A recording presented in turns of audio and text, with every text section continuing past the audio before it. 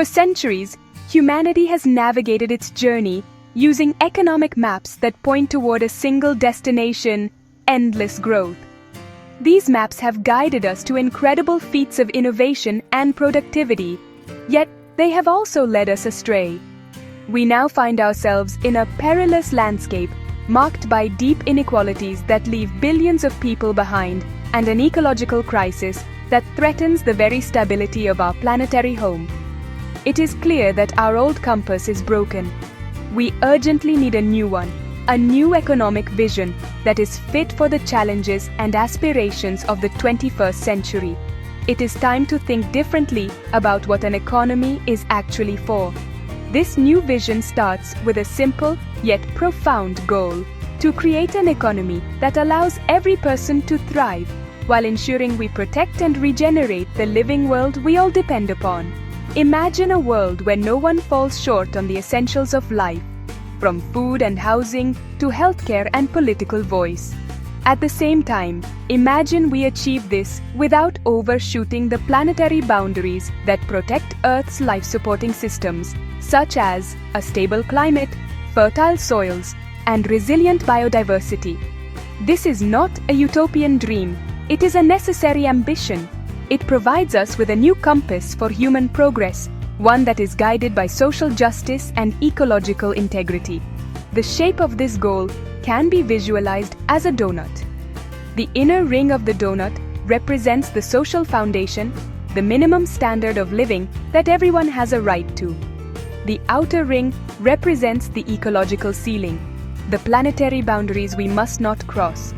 The space between these two rings, the donut itself, is the safe and just space for humanity. It is the zone where we can meet the needs of all people within the means of our living planet. Our collective challenge, then, is to get every person out of the hole in the middle and into the donut, while ensuring that, as a whole, we do not push ourselves beyond its outer edge. This essay will explore what such an economy could look like in practice. It outlines a model that moves beyond the tired ideological battles of the 20th century, which pitted the market against the state. Instead, it weaves together different ways of organizing our economic lives to create a system that is distributive and regenerative by design. It is a framework for transformation, offering a new story about who we are and what we can become. It is an invitation to all of us, as citizens, consumers, workers, and creators, to start building this more equitable and sustainable future, right here and right now. For over a century, economic debates have been framed as a grand contest between two opposing teams, the market and the state. One side has championed free markets as the ultimate engine of efficiency and prosperity, believing that the invisible hand of supply and demand will solve all problems if left unimpeded. This perspective argues that government intervention only creates distortions and stifles innovation, leading to poor outcomes for everyone. It places its faith in individual self-interest as the primary driver of collective well-being, a powerful idea that has shaped global economic policy for decades, often with the promise that wealth will eventually trickle down to all. On the other side of the ring, proponents of central planning have argued that the state must take the lead role in managing the economy to ensure fairness and stability. This view holds that markets are inherently unstable, prone to crises, and create vast inequalities that tear at the social fabric. From this perspective, only a democratically accountable state can allocate resources rationally to meet societal needs, protect vulnerable citizens, and steer the economy toward long-term goals. This approach prioritizes collective control and planning over the chaotic and often unjust outcomes of unregulated market competition, placing its trust in public institutions to serve the common good. The problem is that both of these narratives are incomplete. They each capture a part of the truth, but fail to provide a full picture of how a healthy economy functions.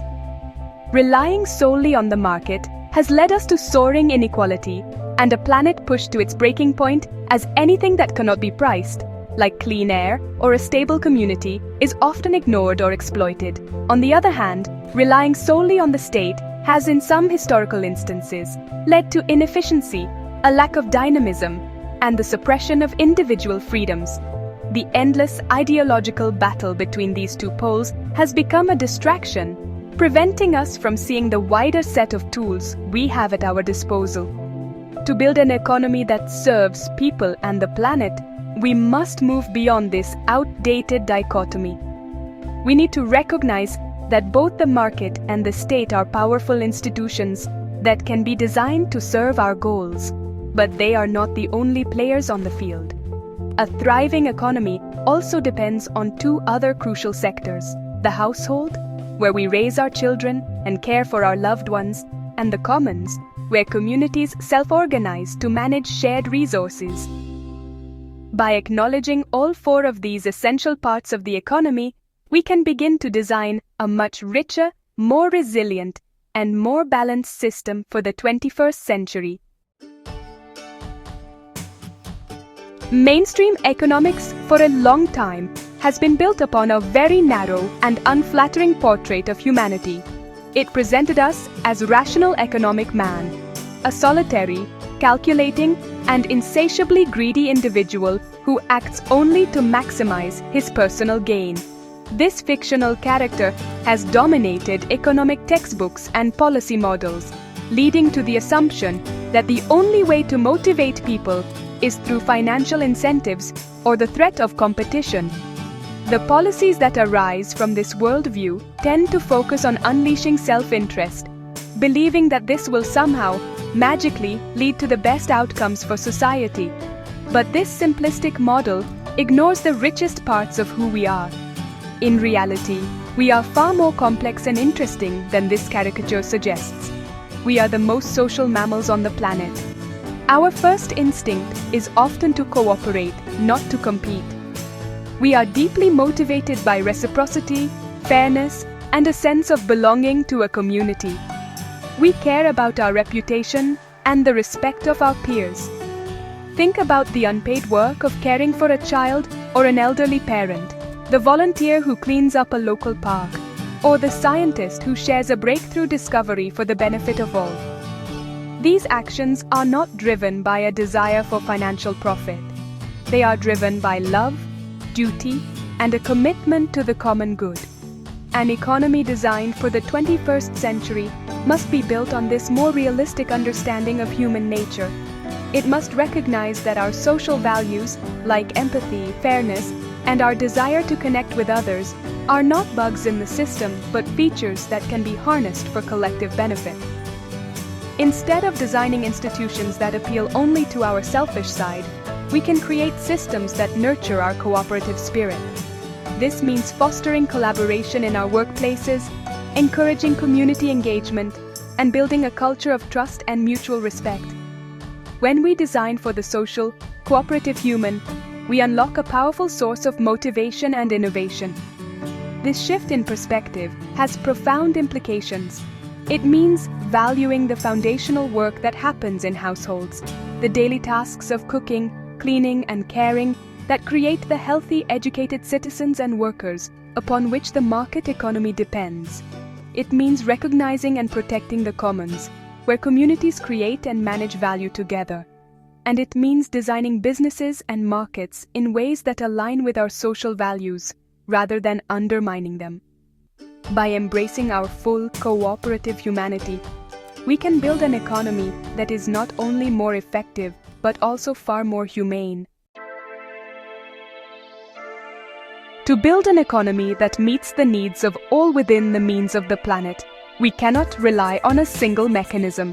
Instead, we must skillfully weave together three distinct but complementary approaches for provisioning goods and services: universal access to basic needs, market mechanisms for personal goods, and collaborative stewardship of the commons.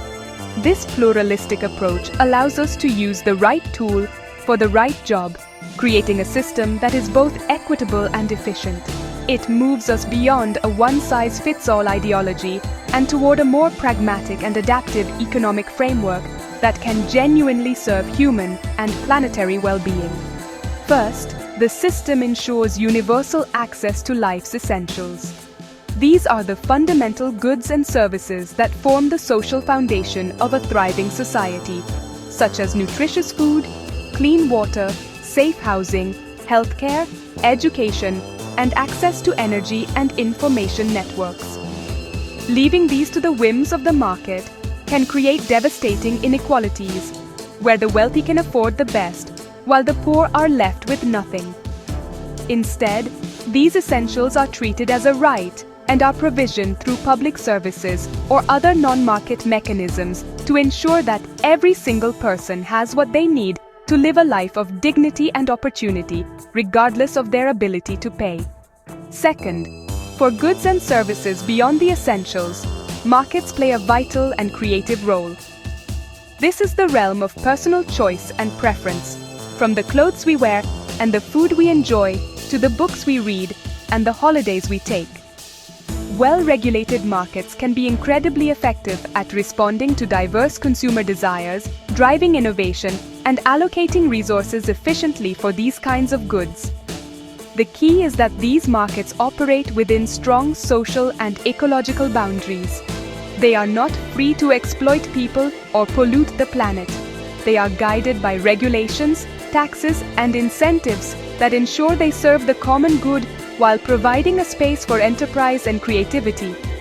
Finally, the model recognizes and revitalizes the commons. A commons is a shared resource, co-governed by its community of users according to rules they design themselves. This can include natural commons like forests, fisheries, and fresh water, as well as digital commons like open-source software, Creative Commons media, and collaborative knowledge platforms like Wikipedia. Instead of being privatized for profit or over-regulated by the state, these resources are managed collectively to ensure their long-term health and equitable access for all. This approach empowers communities, fosters a sense of shared ownership, and protects precious resources from enclosure or degradation. One of the most profound failings of 20th century economic systems has been their tendency to concentrate wealth and power into the hands of a few.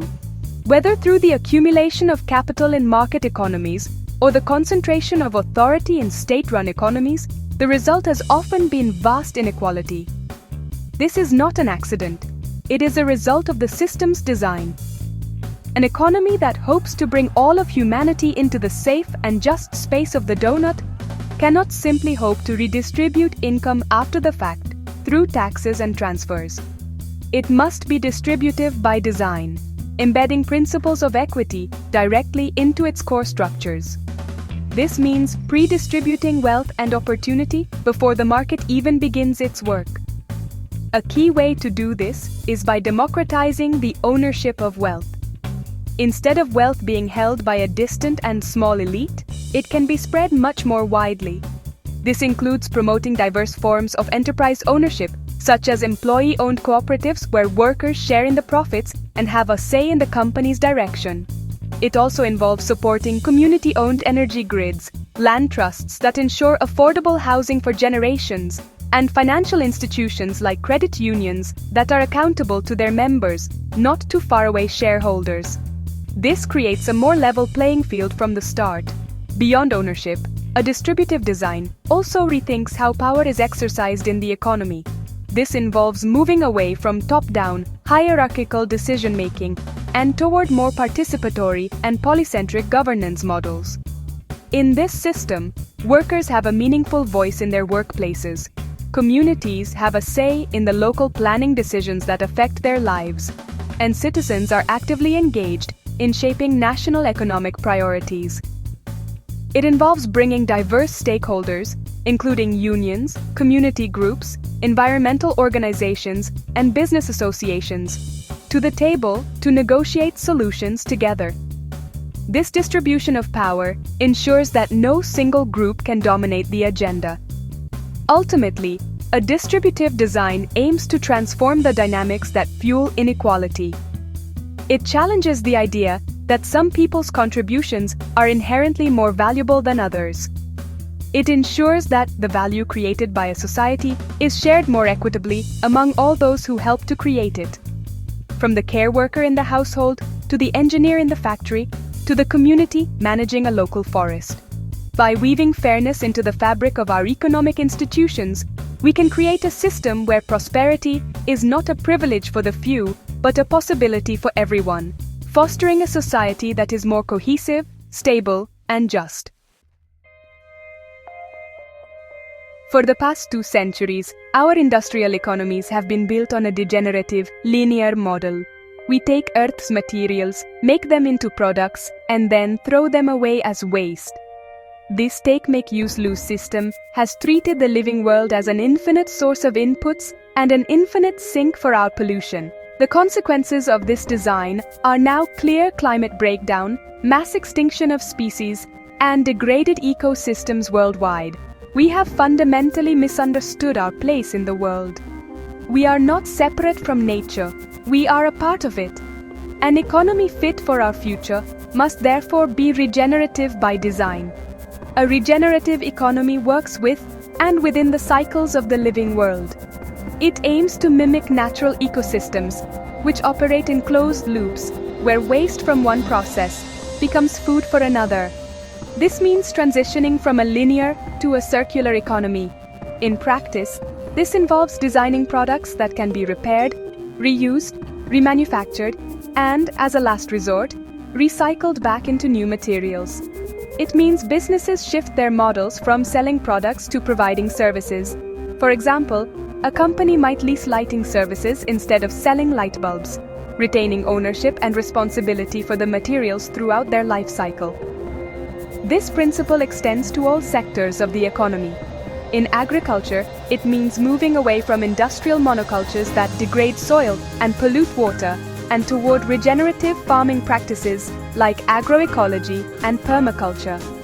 These methods rebuild soil health, increase biodiversity, and capture carbon from the atmosphere, turning farms from a source of degradation into a force for planetary healing.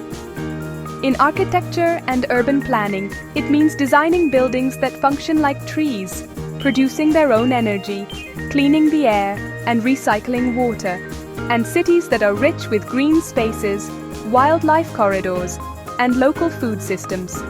The goal of a regenerative design is to create a system where humanity participates as a generous member of the web of life. It requires us to shift our guiding metaphor from the machine to the organism. Instead of aiming for mechanical efficiency that extracts as much as possible, we aim for ecological resilience that enhances the health of the whole system.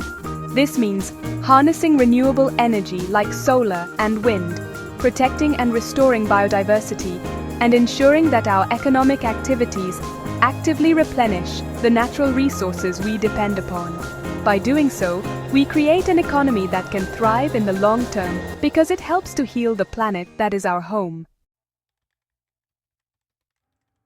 For decades, the ultimate measure of economic success has been growth in gross domestic product, or GDP. This single number has held an almost mystical power over policymakers and the public alike, with a rising GDP seen as a sign of progress and a falling one as a cause for panic. Yet GDP is a deeply flawed indicator. It counts all monetary transactions as positive, whether they are for building schools or building prisons. It rises when we pollute and then pay to clean it up. Crucially, it says nothing about the distribution of income, the health of our communities, or the state of the living world. An economy obsessed with endless GDP growth is like a plane trying to fly to the moon with only an altitude meter. A 21st century economy needs a new definition of progress. Instead of striving for endless quantitative growth, the goal becomes qualitative development to thrive. Thriving means improving the quality of our lives, the depth of our knowledge, and the health of our communities and ecosystems. It is a shift from asking how much more can we produce to asking how can we live better lives. This doesn't mean an end to all growth. Some sectors, like renewable energy and regenerative agriculture, must grow rapidly. But it does mean moving away from the blind pursuit of aggregate growth as the primary objective of economic policy. This new vision of progress champions innovation that enhances human well-being and ecological wisdom, not just material output. It fosters a culture of open-source collaboration and knowledge sharing, recognizing that our collective intelligence is our greatest asset. Imagine research and development focused on curing diseases, developing carbon-neutral technologies, and designing cities for social connection. Think of maker spaces and community labs where people can learn new skills, repair their belongings, and create solutions to local problems. Progress, in this context, is measured by our increasing capacity to solve complex challenges and improve our collective quality of life. Ultimately, this requires us to become agnostic about growth.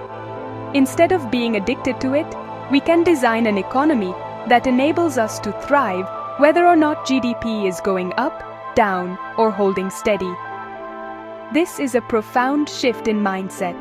It frees us to focus on what really matters, ensuring everyone has their basic needs met, reducing inequality, regenerating our ecosystems, and building strong, resilient communities. Success is no longer about having more, it is about being more. It is about creating an economy that allows us to flourish as individuals and as a society, within the life-giving embrace of our planetary home. The 21st century is set to be a time of immense turbulence, marked by the shocks of climate breakdown, financial instability, and potential pandemics. An economy designed for this era cannot be fragile. It must be resilient. Resilience is the capacity of a system to withstand, adapt to, and recover from shocks and stresses. A brittle, hyper-efficient system that has no slack or redundancy may perform well in stable times, but it shatters when a crisis hits. We need an economy that is more like a forest than a factory, diverse, interconnected, and able to bend without breaking when the storms come. One of the key principles for building resilience is promoting diversity at every level of the economy. This means avoiding monocultures, whether in our fields or our financial systems. In agriculture, a diversity of crops and farming techniques makes the food system less vulnerable to a single pest or drought. In finance, a diverse ecosystem of financial institutions, including small local banks, credit unions, and public investment banks, is more stable than a system dominated by a few too-big-to-fail global giants. Similarly, a mix of enterprise types, from small local businesses to large cooperatives, creates a more adaptable and robust economic landscape. Another crucial element of resilience is modular and decentralized design. In a highly centralized system, a failure at the core can bring the entire network crashing down. Think of a national power grid that fails, plunging a whole country into darkness. A more resilient approach involves creating modular, nested systems that can function independently if needed. This could mean developing local food systems that can feed a community if global supply chains are disrupted, or creating community-scale renewable energy microgrids that keep the lights on even if the main grid goes down. This distributed structure contains failures and allows for faster recovery. Finally, resilience requires building in buffers and spare capacity. The relentless pursuit of short-term efficiency has led us to strip away anything that looks like waste, including backup supplies, spare parts, and fallow time. But these buffers are essential for navigating uncertainty.